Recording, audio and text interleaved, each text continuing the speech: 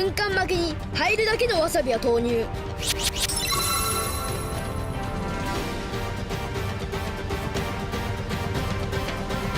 あとはウニをたっぷりのせれば激辛寿司の完成。 Hello and welcome back to Krastorio 2 meets Space Exploration.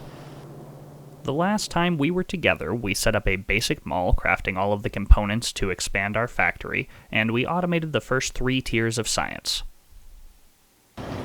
First thing on the agenda today is a renovation of landfill. We were using stone directly into landfill before, but this recipe using water and sand is slightly more efficient, which will be important moving forward. Immediately we see that our mall needs more help. I want to expand science, which means that I have to handcraft 10 research labs. This doesn't take that long, all things considered, but on the other hand, this is Factorio, a game about automation, which means that doing anything by hand takes forever. You can also see that with the mall and the science running, our copper and iron are really starting to suffer. We're going to have to look at this today. In the spirit of routing everything we possibly can through the smallest footprint possible, we are currently weaving glass through the mall in order to make some lamps. This will be changing later today, and I believe I foreshadowed how last episode. Next things next, mining drills. Getting everything to where it needs to go is starting to become less like spaghetti and more like just a mess. We are going to fix it though, I promise.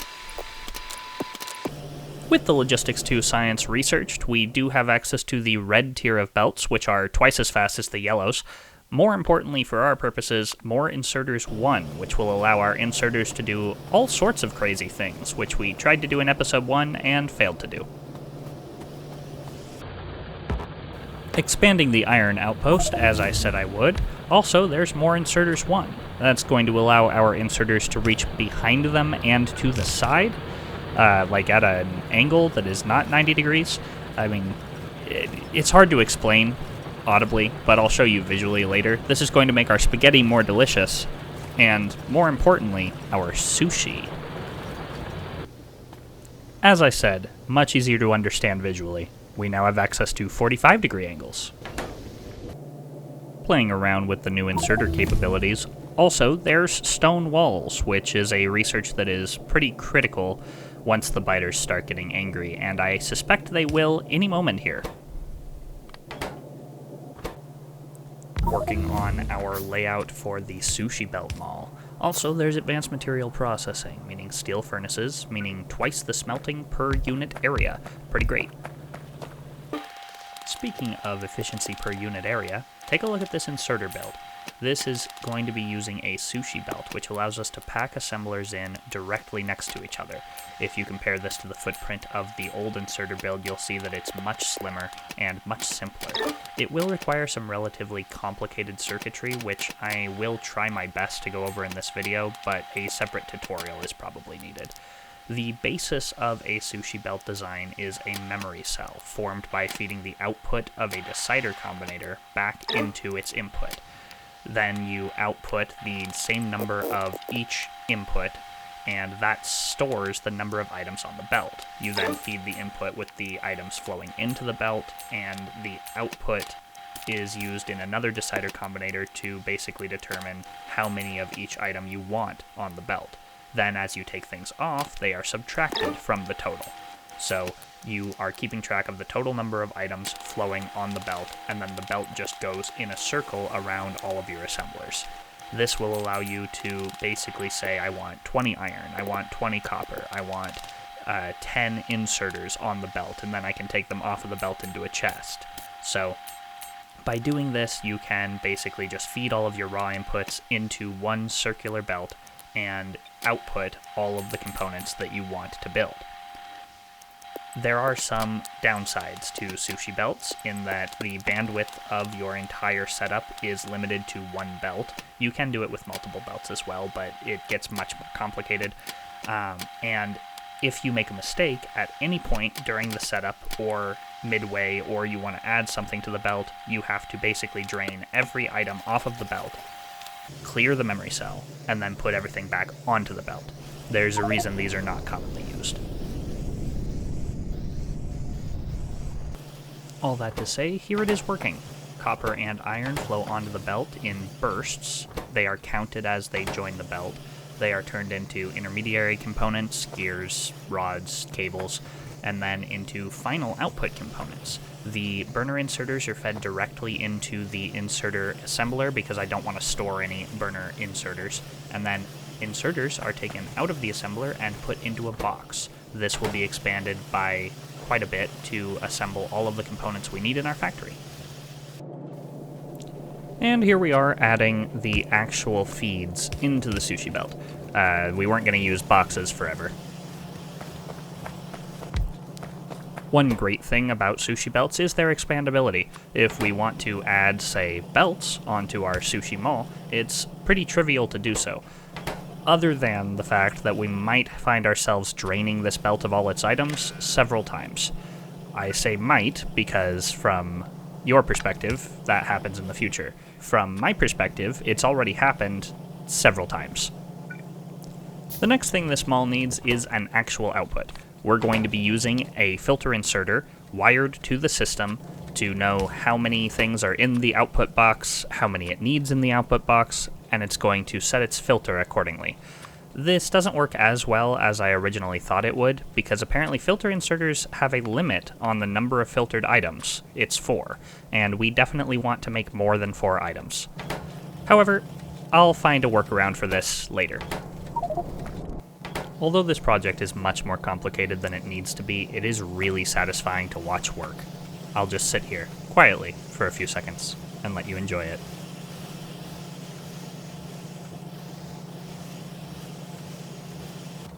I talked about how easy this was going to be to expand. Here I am adding a second bank, a couple of splitters, another ring of belts, and voila, we have a bunch of other stuff that we can make in our mall.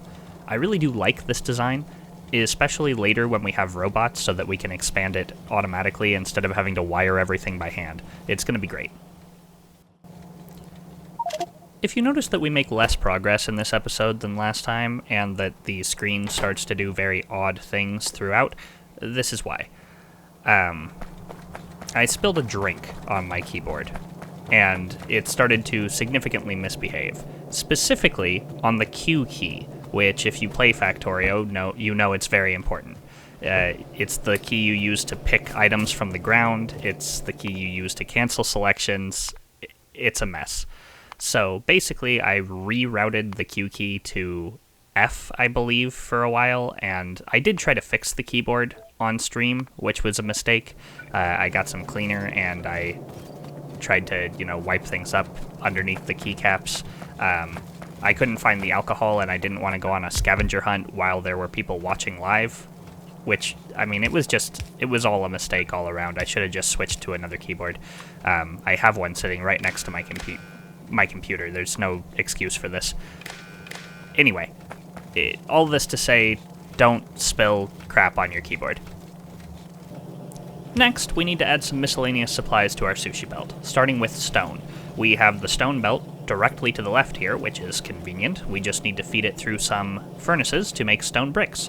And you can see that my screen is still flickering occasionally and opening random menus, and really it made this whole episode very, very difficult to make. Good news is, the keyboard is working now. It just needed to dry out after that incident, and I got it really clean and no stickiness remains, and it's great. But yeah, there was an impact on productivity this time. The factory must grow, but you need a keyboard to do that. And here's stone added to the belt. Too much stone. Way too much stone.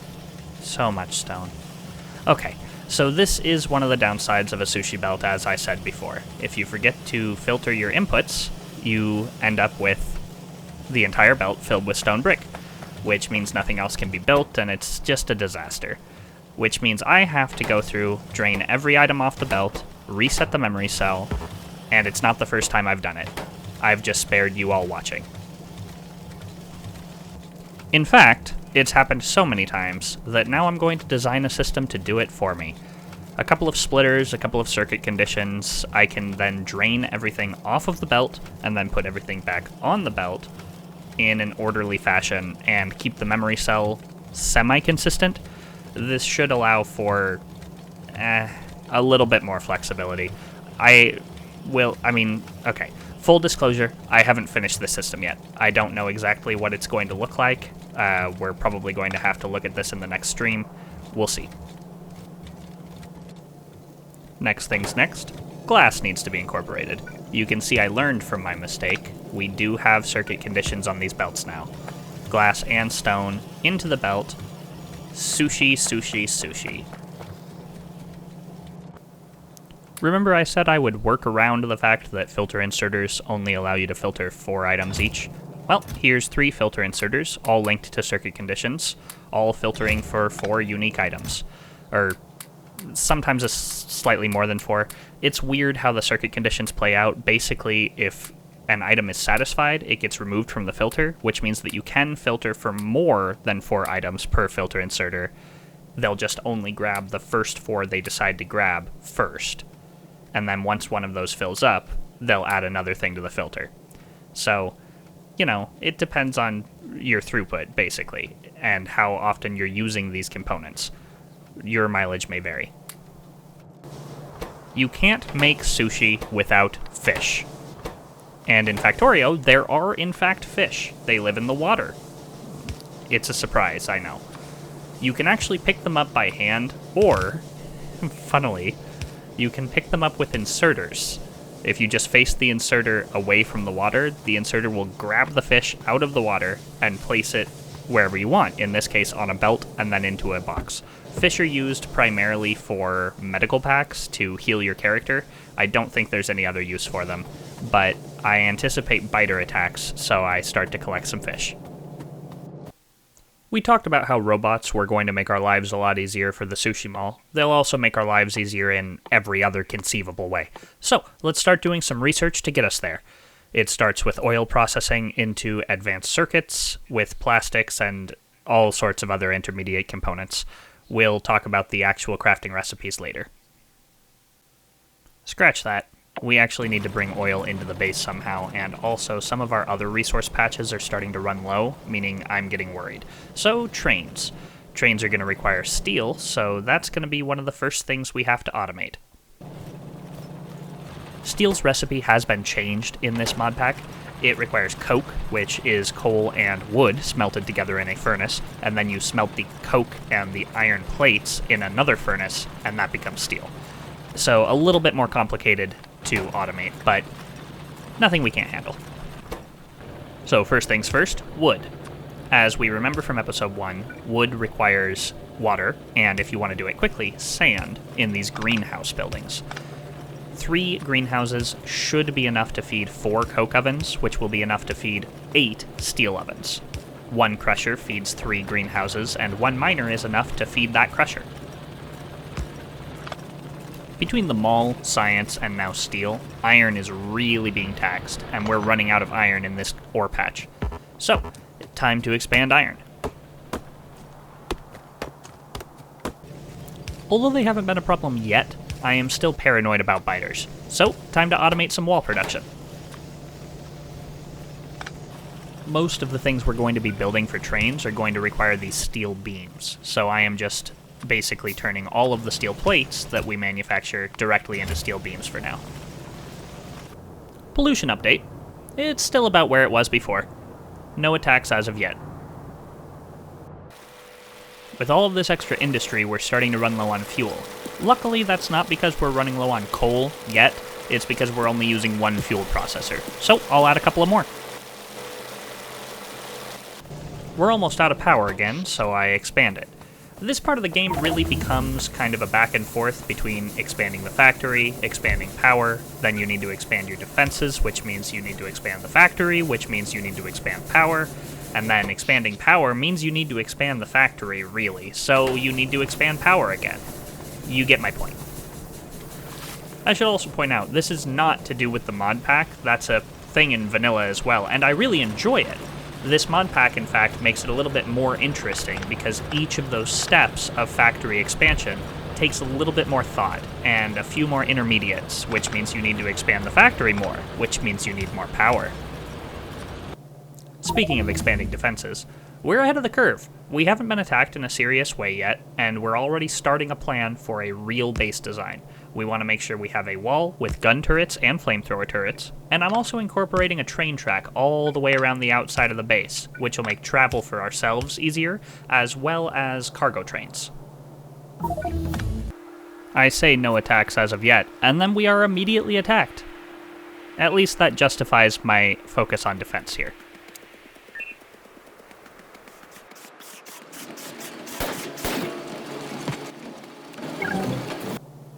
Back to the defense plan. If you didn't know, Factorio is actually built on a chunk system. Each chunk is 32 by 32 tiles. Rails are aligned every 2 tiles in those chunks, so you have to be careful about where you place things, as I spoke about in the first episode, so that the rails can fit in correctly to blueprints. And there's a feature in blueprints where you can align them to the chunk, which is really, really helpful. So you'll see a lot of chunk-aligned designs moving forward. More attacks. Defenses are going to be a must very, very quickly. But for now, they're really small. We'll just drop a gun turret or 2.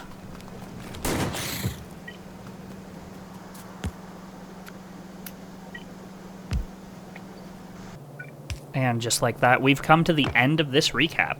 If you'd like to join us live, I will be streaming directly after this video launches on Thursdays. For those of you watching from the future. And we do stream every Thursday. The recap will go live directly before the stream every single time. And I hope you enjoyed this video. If you did, leave a comment. And on your way down to the comments section, you know what you can do? You can click the buttons. Click all the buttons. Maybe not the one that looks like this. The thumbs down. Don't click that one. Click the other ones, though. Click the subscribe. Click the thumbs up. Leave a comment. I appreciate you. I'll see you in the live stream, and I'll see you next week.